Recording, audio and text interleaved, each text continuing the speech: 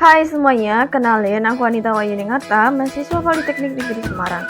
Kali ini aku akan membahas tentang tipikal instalasi pengolahan air limbah industri tahu di kota Surabaya. Sebelum lanjut ke pembahasan, lebih baik kalian subscribe dulu ya, supaya aku bisa buat video yang lebih seru lainnya. Apa yang terjadi pada IPAL industri tahu di Surabaya? Apa sudah bersih atau keruh? Apakah sudah sesuai standar? Terus bagaimana solusinya? Limbah cair dari produksi tahu dihasilkan dari proses pencucian, perebusan, pengepresan, dan pencetakan tahu. Limbah cair yang dihasilkan memiliki kadar COD dan POD yang tinggi, sehingga jika langsung dibuang ke badan air, akan menurunkan daya dukung lingkungan.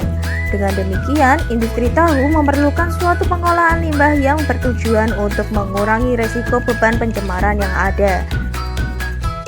Pada peraturan Pergub Jawa Timur, kadar maksimum yang diperbolehkan untuk BOD 5 dan COD berturut-turut sebesar 150 dan 300 mg per liter, namun tidak dituliskan batas maksimal amonium dan nitrat.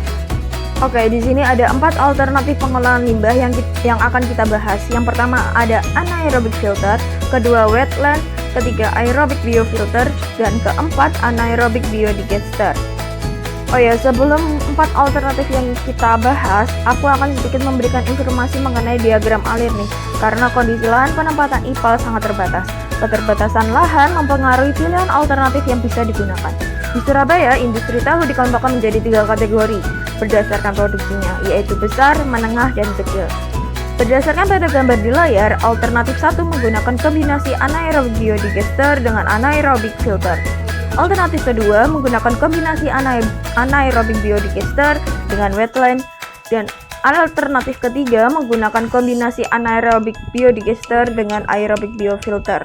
Oke, alternatif yang pertama ada anaerobic filter, salah satu jenis sistem pengolahan air limbah yang menggunakan proses anaerobik atau tanpa oksigen untuk menguraikan bahan organik dalam limbah. Sistem ini menggunakan media penyaring filter sebagai tempat menempelnya mikroorganisme anaerob yang bertugas mendegradasi polutan. Berikutnya alternatif wetland atau sistem lahan basah buatan, yaitu teknologi pengolahan air limbah yang meniru proses alami pada ekosistem lahan basah. Sistem ini menggunakan kombinasi tanaman air media filter seperti pasir atau kerikil dan mikroorganisme untuk menyisihkan polutan dari limbah. Selanjutnya, alternatif anaerobic biofilter adalah sistem pengolahan limbah yang menggabungkan proses anaerobik tanpa oksigen dengan media biofilter untuk menguraikan polutan organik. Sistem ini cocok untuk limbah tahu yang memiliki beban organik tinggi seperti BOD dan COD. Dan yang terakhir ada anaerobic biodigester, digunakan untuk menurunkan kadar solid dan menghasilkan gas metana sebagai potensi energi.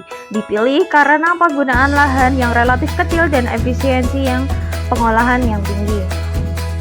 Oke, cukup segitu dulu ya teman-teman videonya. Untuk kalian mau baca lebih lengkapnya, bisa scan barcode pada layar. Terima kasih sudah menonton. Bye-bye.